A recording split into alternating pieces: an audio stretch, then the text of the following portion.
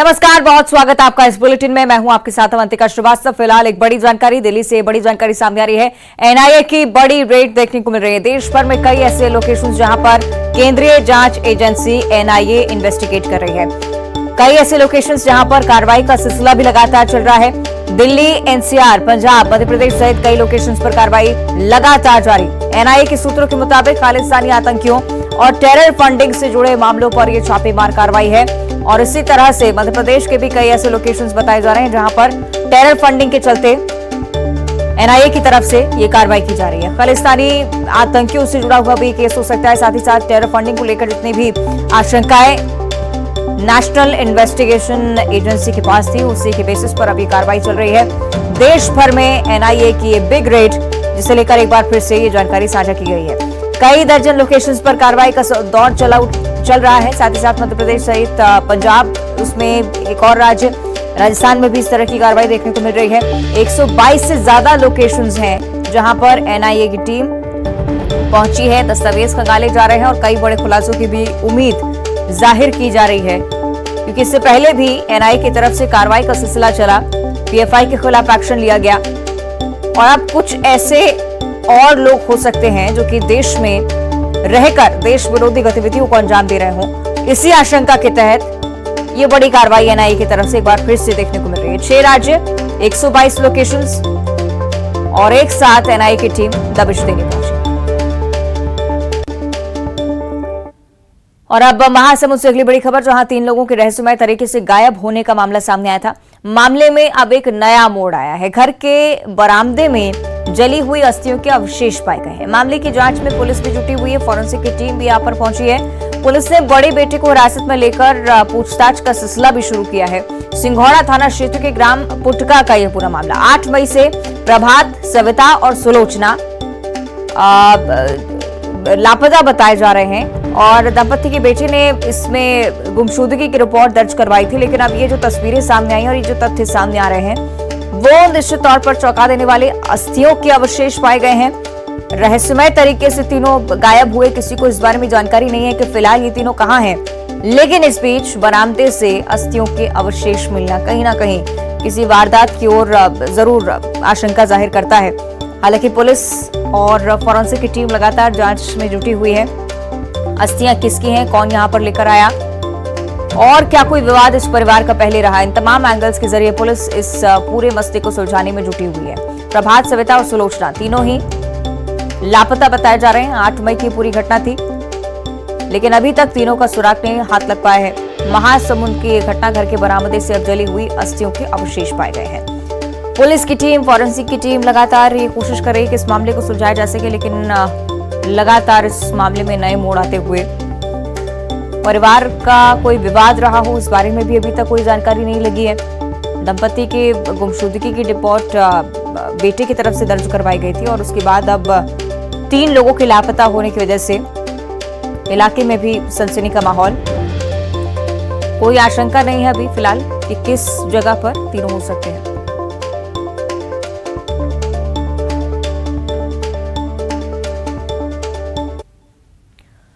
तो तस्वीरें हम आपको दिखा रहे हैं। साथ ही साथ जो अस्थियों के अवशेष पाए गए हैं, इसे लेकर अब क्या नया एंगल पुलिस को समझ आता है, इस पर भी हम ज्यादा चर्चा करेंगे। सही कि शेख इमरान हमारे साथ लाइव जुड़ रहे हैं, उनका हम रुख कर लेते हैं। शेख, क्या आशंका पुलिस की तरफ से जाहिर की गई है, अभी तक क्या मामले में जानकारी?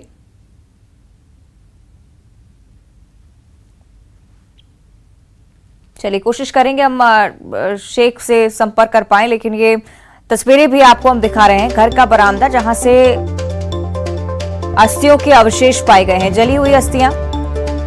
क्या उन तीनों लापता लोगों से इनका कनेक्शन है? अभी तक सिर्फ आशंकाएं हैं। पुलिस के पास कोई तथ्य नहीं है जिसके आधार पर इस पूरे मामले की जांच शुरू हो।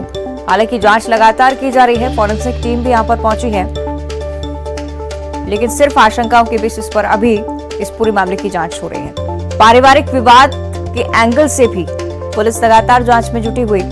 सिंघोड़ा थाना क्षेत्र के ग्राम पुटका का ये पूरा मामला और जिस तरह का दृश्य फिलहाल सामने आया है, सबसे पहले यही आशंका लगती है कि कोई वारदात हो या कोई विवाद जिसके चलते ऐसा किया गया हो।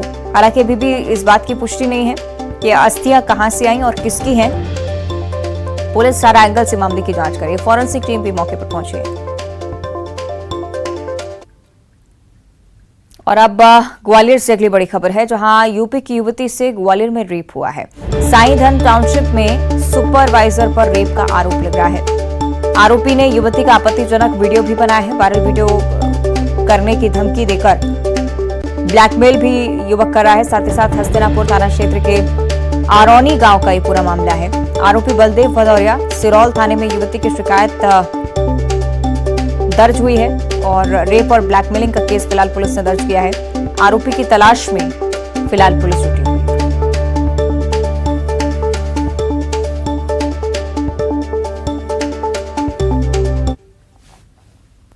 भोपाल से अगली बड़ी खबर, जहां मजदूर ने चोरी की है। मजदूर ने भैंस की चोरी की, भैंस और मोटरसाइकिल की चोरी मजदूर की तरफ से, और पुलिस ने आरोपी को भी पकड़ लिया है। सीसीटीवी में भैंस चोरी करता हुआ युवक साफ तौर पर देखा गया और इसी तस्वीर के आधार पर पुलिस ने कार्रवाई की है। शाहजहानाबाद थाने का ये पूरा मामला है। काम नहीं मिलने से मजदूर काफी समय से परेशान चल रहा था और इसी वजह से ये कदम उठाया।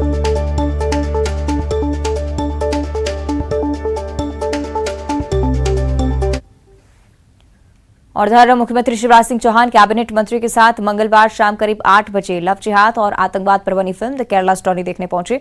भोपाल के अशोका लेक व्यू कैंपस में बने ओपन थिएटर में सीएम ने मंत्री के साथ फिल्म देखी। सीएम शिवराज सिंह चौहान की पत्नी साधना सिंह और अन्य मंत्री के परिजन भी साथ में मौजूद थे। इस दौरान द केरला स्टोरी की अभिनेत्री आदा शर्मा और प्रोड्यूसर डायरेक्टर विपुल शाह भी मौजूद रहे।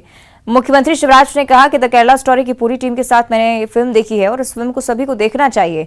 झूठे प्रेम के जाल में फंसकर हमारी बेटियां अंधेरी दुनिया में पहुंच जाती हैं, जिससे उनकी जिंदगी नरक बन जाती है। देश विरोधी कृत्यों में उन्हें फंसा दिया जाता है और ये उद्देश्यपूर्ण फिल्म है। ताकि ये फिल्म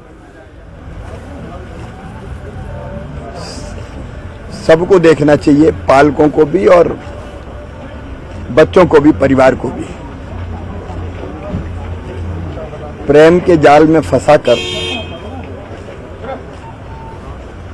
ऐसी अंधेरी दुनिया में हमारी बेटियां पहुंच जाती हैं कि जिंदगी तो नरक बन ही जाती है।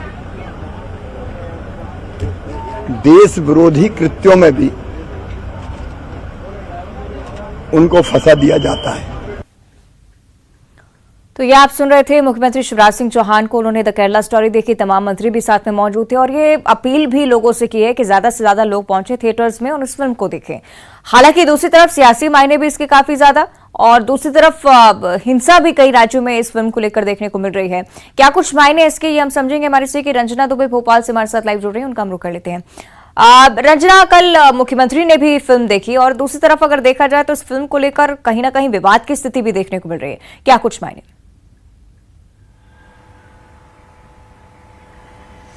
जी अवंतिका, फिल्म को लेकर विवाद है और विवाद के चलते ही कुछ राज्य हैं जहां पर इस फिल्म को लेकर प्रतिबंध लगा दिया गया है। लेकिन मध्य प्रदेश एक ऐसा राज्य है जहां पर इस फिल्म को टैक्स फ्री किया गया और बड़ी संख्या में अपील की जा रही है कि लोग इस फिल्म को देखने के लिए पहुंचे, चाहे वो केरला समाज के लोग हों। उनके लिए जो स्पेशल स्क्रीनिंग है वो रखी गई थी और भारतीय जनता पार्टी के कार्यकर्ताओं ने आम लोगों के साथ, मंत्रियों ने भी आम लोगों के साथ बड़ी संख्या में इस फिल्म को देखी है। और इस फिल्म के जरिए मुख्यमंत्री शिवराज सिंह चौहान ने सभी से अपील की है कि इस फिल्म को देखने के लिए जरूर पहुंचे, क्योंकि जागरूकता के लिहाज से बच्चों के लिए और खास करके उनके अभिभावकों के लिए फिल्म देखना बहुत जरूरी है कि किस तरीके से लड़कियां प्रेम जाल में फंस जाती हैं और फिर एक अलग ही दुनिया में चली जाती हैं। यानी उनको इस बात को लेकर जरूर जागरूक होना है कि आपको किस तरीके से गलत रास्ते पर ले जाने की जो कोशिशें हैं वो की जा रही है और उनकी जिंदगी कैसे बदल जाती है। तो ऐसे में अपनी अभिभावकों को जागरूक होने की जरूरत है और इसी के जरिए एक तरह से ये बताने की कोशिश की गई है कि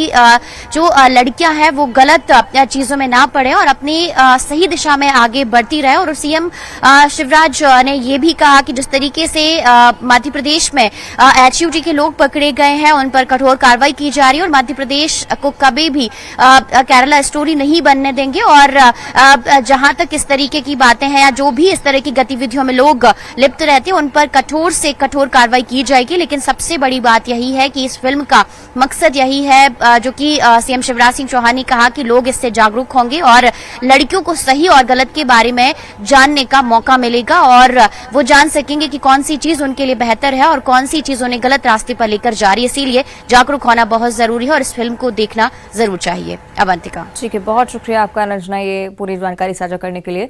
आगे बढ़ते हैं और अब रुख करेंगे छत्तीसगढ़ की ओर, जहां रायपुर से बड़ी जानकारी मिल रही है। ईडी का आबकारी अफसरों से बुरा बर्ताव सामने आया है। इसकी शिकायत पहले की गई और अब सुप्रीम कोर्ट ने ईडी से कहा है कि डर का माहौल पैदा ना करें। राज्य शासन की याचिका पर शीर्ष कोर्ट कर रहा है सुनवाई और इसी को लेकर सुप्रीम कोर्ट की तरफ से ये सख्त बात कही गई है। जब ये पाया गया कि ईडी आबकारी अफसरों से बुरा व्यवहार कर रही है और तमाम जो अधिकारी पहुंचते हैं जांच के लिए, वो उनकी तरफ से शिकायत प्राप्त हुई है। सुप्रीम कोर्ट ने ईडी से साफ तौर पर कह दिया है कि डर का माहौल पैदा ना करें। राज्य शासन की याचिका पर शीर्ष कोर्ट सुनवाई कर रहा था, इसी दौरान ये बात कही गई।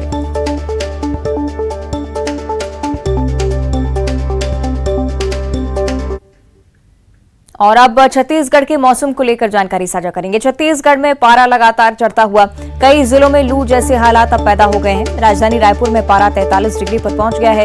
राज्य का सबसे गर्म जिला सक्ती देखा गया। सक्ती में 45.4 डिग्री सेल्सियस तापमान। मौसम विभाग का पूर्वानुमान भी सामने आया है। उनकी तरफ से कहा गया है कि आने वाले समय में तापमान बढ़ने की ही आशंका है, यानी कि राहत की अभी कोई उम्मीद नजर नहीं आती है। लगातार गर्मी छत्तीसगढ़ में बढ़ती है।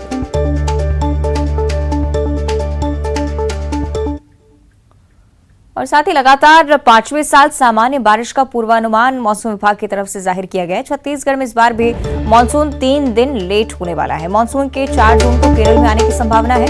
16 जून तक छत्तीसगढ़ मानसून पहुंचेगा। प्रदेश में 15 सालों में 14 बार मानसून लेट हुआ है और फिर भी छत्तीसगढ़ में औसत से ज्यादा वर्षा ही हर बार देखने को मिली है। आज इस बार भी इसी तरह की संभावना जो अनुमान जाहिर किया गया है, बताया यही जा रहा है कि मानसून 3 दिनों तक लेट पहुंचेगा। लेकिन ये राहत भरी खबर हो सकती है आने वाले समय के लिए कि औसत से ज्यादा बारिश जिस तरह से बीते सालों में भी देखने को मिली, इस बार भी उसी तरह का अनुमान।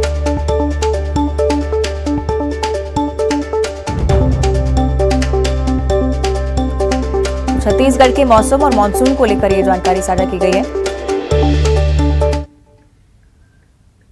राजधानी भोपाल की बात करेंगे। सौरभ धर्म परिवर्तन कर सलीम बन गया। एक प्रोफेसर हिज्ब उत तहरीर जैसे कट्टरपंथी संगठन से जुड़ गया।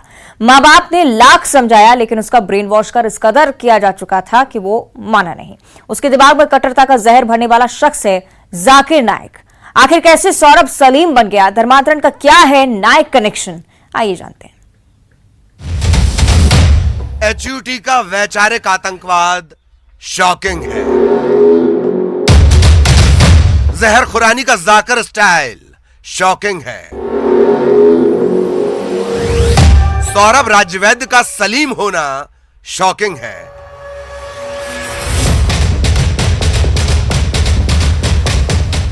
समर्पित राष्ट्रवादी का आतंकी होना शॉकिंग है।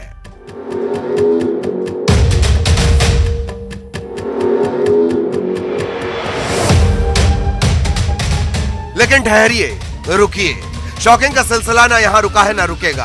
खुलासों की फहरिस्त अभी तो बननी शुरू हुई है और जैसे जैसे कट्टरता के पाप की परतें खुलेंगी, आंखें फटी की फटी रह जाएंगी। रेलवे के जहर खुरानी गैंग तो अपना शिकार ढूंढते हैं, लेकिन जाकिर शिकार को इतना मजबूर कर देता है कि शिकार खुद ब खुद हलाल होने को उतावला हो जाता है।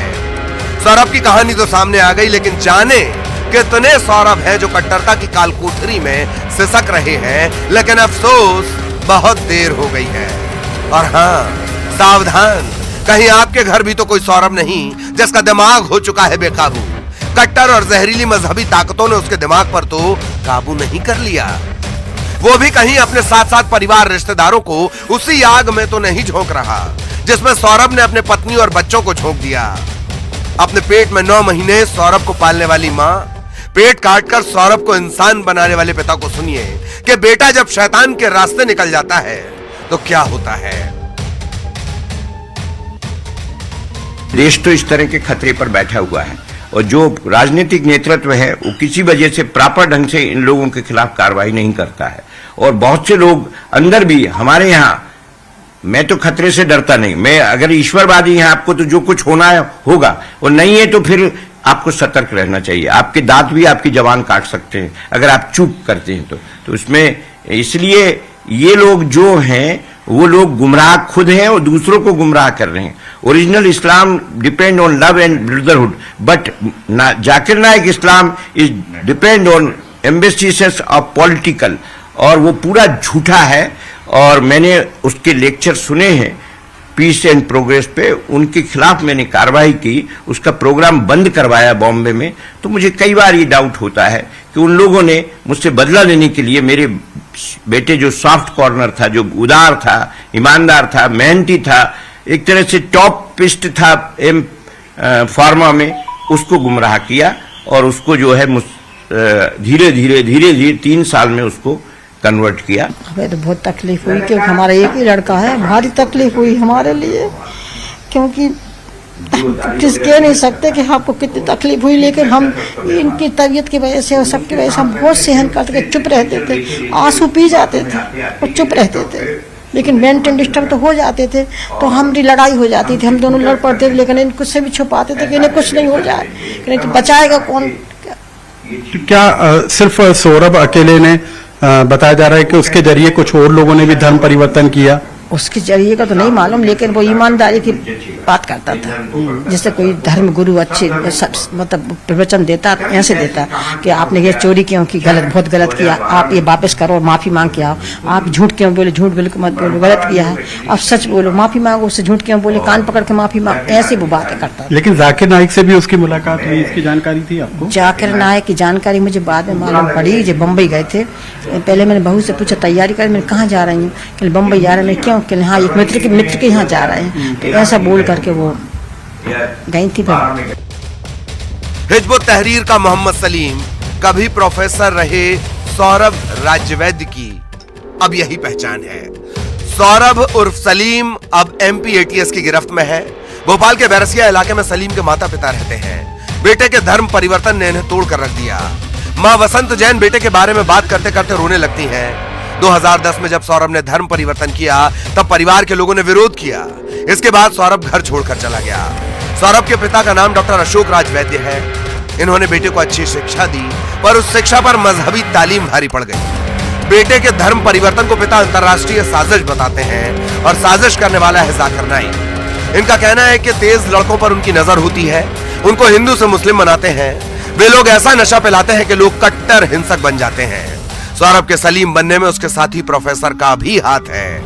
उसके पिता का कहना है कि भोपाल के कॉलेज में सौरभ के साथ एक प्रोफेसर कमाल था, उसने ही उसका ब्रेन वॉश किया। जाकिर नाइक से उसने सौरभ को मुंबई में मिलाया था। इनका कहना यह भी है कि उसने भोपाल में कई लोगों का धर्मांतरण करवाया।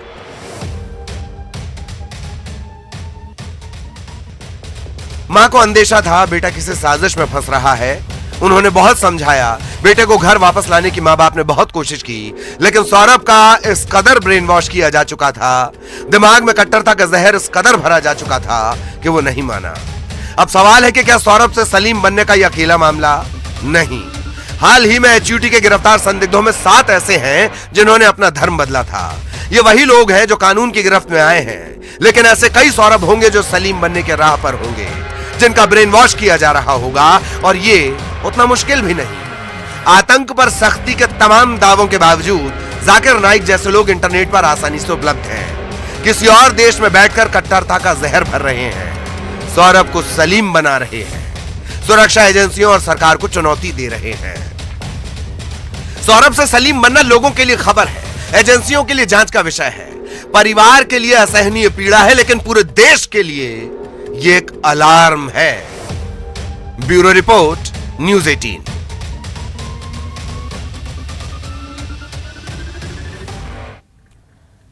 और अब ग्वालियर से अगली बड़ी खबर, जहां परिवार डेयरी चिटफंड कंपनी की संपत्तियों की जांच शुरू हो चुकी है। भोपाल और चेन्नई CBI की संयुक्त टीम यहां पर जांच कर रही है। ग्वालियर में परिवार डेयरी की 61 संपत्तियों की जांच की जा रही है। राजस्व और पंजीयन विभाग से जानकारी ले रही है CBI की टीम। 12 साल से परिवार डेयरी चिटफंड कंपनी चल रही है और उसकी जांच अब शुरू हो चुकी है। चिटफंड कंपनी में हजारों निवेशकों के करोड़ों रुपए से फंसे हुए हैं और इसी को लेकर CBI की टीम की तरफ से जांच की की जा रही है। 12 साल से चिटफंड कंपनी यहां काम कर रही है और हजारों निवेशकों को अपना शिकार बना चुकी है।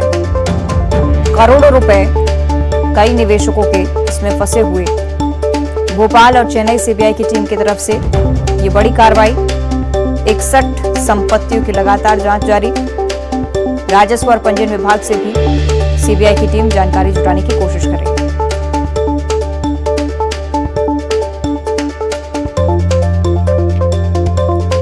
ग्वालियर से बड़ी जानकारी। परिवार डेयरी चिटफंड कंपनी की संपत्तियों की जांच शुरू हो चुकी है। कई बड़े खुलासों की उम्मीद सीबीआई की टीम को भी।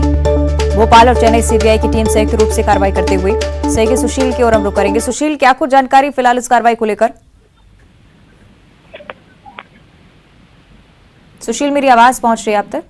जी, अपना सवाल दोहरा दीजिए एक बार। जी, क्या जानकारी इस कार्रवाई को? बिल्कुल, देखिए, ये ग्वालियर में सीबीआई की जो चेन्नई और भोपाल की टीम है वो आई है और करीब 12 साल पहले जो मामला दर्ज हुआ था परिवार डेयरी चिटफंड कंपनी के खिलाफ, उसकी जांच लगातार चल रही है। और जो परिवार डेयरी है उसके बारे में जानकारी मिली थी सीबीआई को कि यहाँ इसकी 61 संपत्तियां ग्वालियर और इस आसपास है।